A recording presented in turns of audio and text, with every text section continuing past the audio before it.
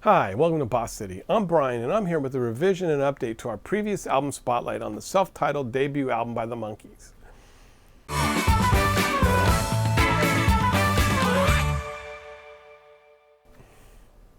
The Monkees, the made-for-TV group that ended up recording some of the most enduring and endearing music of the 60s. But before we dive into the individual tracks, let's look a little bit at the background. The album was created to accompany the 1966 debut of the NBC television series The Monkees, starring former child actors Davy Jones, Micky Dolenz, singer and songwriter Michael Nesmith, and folk musician Peter Tork. The show's creators, Paul Mazursky and Larry Tucker, were credited with developing the series. It was produced by Robert Rafelson and Bert Schneider for Columbia Pictures' TV division Screen Gems, which also had its own record label. Screen Gems had recently purchased one of the top music publishing companies from Don Kirshner and his partner. Kirshner was named president of Screen Gems' whole music operation. His stable of songwriters included Gerry Goffin and Carole King, Barry Mann and Cynthia Weil, Jeff Barry and Ellie Greenwich, and the young and ambitious Tommy Boyce and Bobby Hart, among others. But it was Boyce and Hart who wrote, produced, and performed the music for the pilot. The Monkees lip-synced to Boyce and Hart's vocals on early versions of Theme from the Monkees, I Want to Be Free, and Let's Dance On in the pilot. Kirshner and his top writers were all based on the East Coast, so the attention he gave to the pilot was marginal. Once the series was sold to NBC, Kirshner, in his role as music supervisor on the series, took a vested interest in the music for the show, and all the Screen Gem writers vied for spots on the show and on the records. So Boyce and Hart were out as producers in favor of more established veteran producers. The first choice was British producer Micky Most, known for his work with Herman's Hermits, but he wouldn't commit to spending so much time in the US. Snuff Garrett, who had just finished producing 7 top 10 hits with Gary Lewis and the Playboys, was hired to go into the studio with the Monkees. The sessions featuring the Wrecking Crew playing Leon Russell arrangements of Take a Giant Step and Let's Dance On did not go well once the Monkees learned that they would be providing vocals only and only Davy would be singing the leads. Their clash with Garrett led to Screen Gems buying out his contract. The idea of Goffin and King as producers was briefly considered but dismissed. Nesmith was allowed to helm a session with the Wrecking Crew several days later with Peter Tork on guitar. Kirshner later characterized the Nesmith sessions as a palatable peace offering. Mike ultimately produced enough tracks for an entire album, but Kirshner had no intention of releasing a whole album produced by Mike Nesmith. With the clock ticking, Boyce and Hart were giving the job, but had to co-produce some of the tracks with a music veteran producer, Jack Keller. The self-titled album by the Monkees is released in October 1966, and the songs are produced by Tommy Boyce, Bobby Hart, with Jack Keller on most of the songs.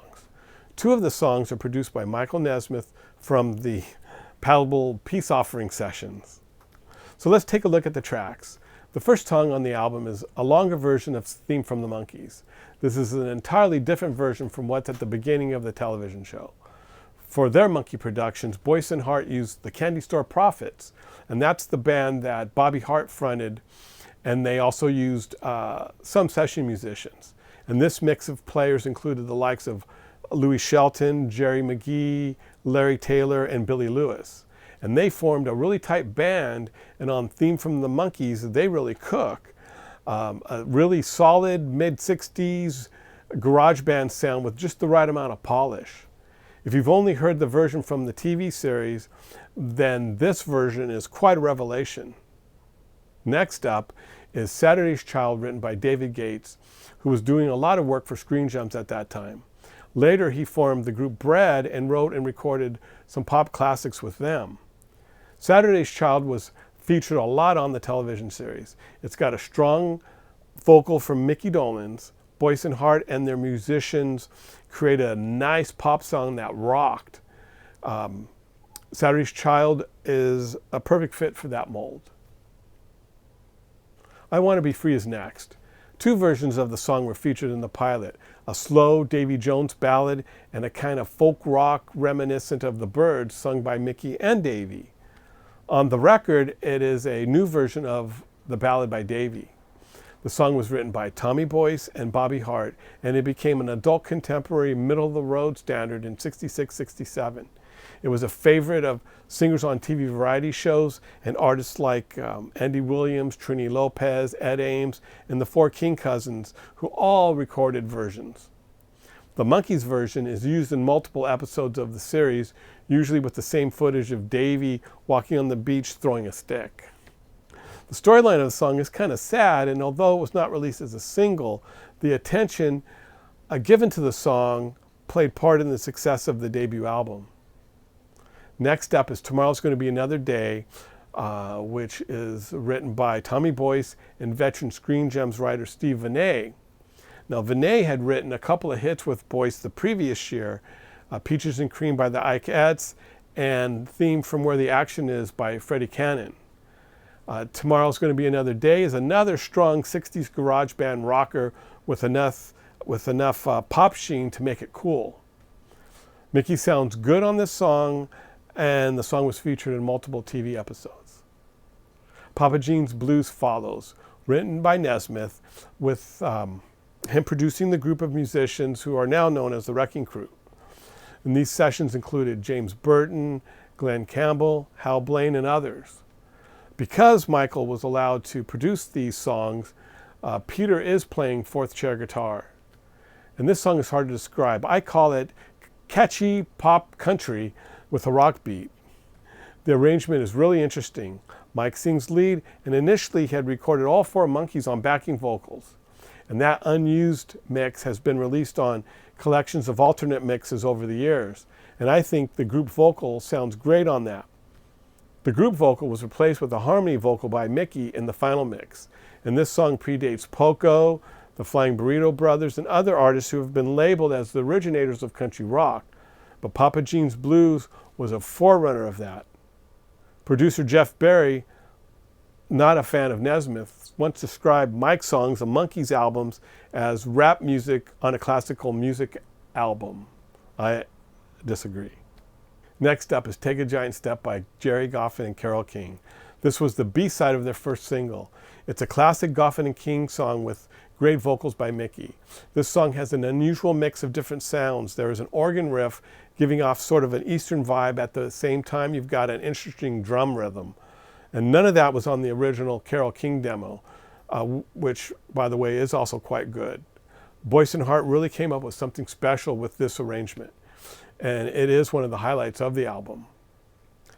Leading off side 2 is a 60s classic, Last Train to Clarksville, written by Tommy Boyce and Bobby Hart. The Rock and Roll Hall of Fame designated this song as one of the 500 songs that shaped rock and roll. The song is launched by an iconic guitar lick from Louis Shelton. It's got a subtle lyric about a soldier planning a rendezvous with his girl for what might be the last time as he's heading off to war. The clever lyrics are not overt and fit the music so well. The production is stellar, the performances are top-notch, and Micky delivers a classic lead vocal. This #1 single benefited from an enormous and unprecedented promotional budget, including a deal with RKO, who owned a chain of influential radio stations. And that push helped attract attention to the Monkees project, but I truly believe that Last Train to Clarksville would have been a huge hit regardless, because it is one of the best records of that era. A Davy track follows with Boyce and Hart's This Doesn't Seem to Be My Day. This is a pleasant pop song in a bouncy dancehall style that's not unlike songs recorded by Herman's Hermits. Davy really excelled with material like this. Side 2, track 3 is Let's Dance On, another Boyce and Hart composition with a lead vocal from Micky. And Peter contributes the backing vocals, which is the only time he appears on a Boyce and Hart production for this album. This is a remake of one of the songs that was recorded for the pilot. It's a very energetic dance party song. It's much lighter in content than the other songs, and it's the only song in the album that feels like an afterthought to fill out an album. It's kind of fun, but probably my least favorite song on the album. I'll Be True to You is next up. With the title Yes I Will, this was a top 10 hit in the UK for the Hollies. Written by Gerry Goffin and Russ Tillman, the song is slow, catchy, and syrupy. It has that early 60s teen idol kind of vibe to it. While it does fit on the album where you want to have a mixture of different styles. And Davy does excel in this genre, but it is a little too gooey for me. The second and final Michael Nesmith track is next, Sweet Young Thing. Produced by Nesmith, the song is a collaboration between Gerry Goffin, Carole King, and Michael Nesmith. Kirshner later claimed that he directed Goffin and King to write with Mike. He hoped that Mike would view it as an honor and therefore do more to conform to Kirshner's wishes. That didn't work. But the production on this song is remarkable, featuring the Wrecking Crew and Peter Tork. The arrangement is hard to describe. There's a fiery use of a fiddle at the beginning and during the guitar solo of this rock song. It has a shade of country and a hint of kind of a quasi-Cajun sound. Mike gives one of his best Monkee lead vocals on this song. Micky and Peter sing backing vocals. This makes a great album cut. Closing out the album is a Boyce and Hart song performed as if it is a novelty song, I'm Gonna Buy Me a Dog. Davy had performed this silly song in his October 1965 guest appearance on The Farmer's Daughter. 3 weeks before Boyce and Hart recorded this version, Mike was allowed to produce a version with the Wrecking Crew that was never completed, nor had vocals added. Don Kirshner dictated what Screen Gem songs Mike could produce. Otherwise, I would be surprised if he would have picked this one on his own. Micky and Davy were to sing this song straight, but after a couple of takes, they started goofing around and cracking jokes. And the goofing around version is what was selected for the album. They are funny on it, and I've enjoyed the song over the years, especially when I was a kid, but I don't desire to hear it as much as the other tracks. This album was one of the best-selling albums from the 60s. It sold over 5 million copies, which is a remarkable amount for that time period. It remained at #1 on the Billboard album charts for 13 weeks until it was replaced by More of the Monkees. 7 of the 12 tracks feature only one Monkee, even though Peter Tork's guitar parts on the 2 Nesmith tracks were the only instrumental contributions by the Monkees. The liner notes on the back cover infer that Mike, Peter, and Davy played guitar, and Micky played drums on the album. This was just the first of many ill-advised moves that made the group a target of music critics and critics in general. The rumors of the group being fake became big news.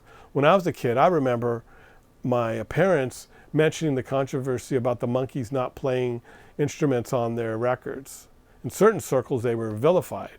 From what I hear, those sentiments are the primary reason they're not in the Rock and Roll Hall of Fame. So that wraps up our album spotlight on the Monkees' self-titled debut album. Thank you so much for watching. If you could be so kind to like and subscribe, I'd truly appreciate it. This has been Boss City Brian wishing you many blessings. Until next time, remember, we're not the young generation, but we've got something to say. Bye for now.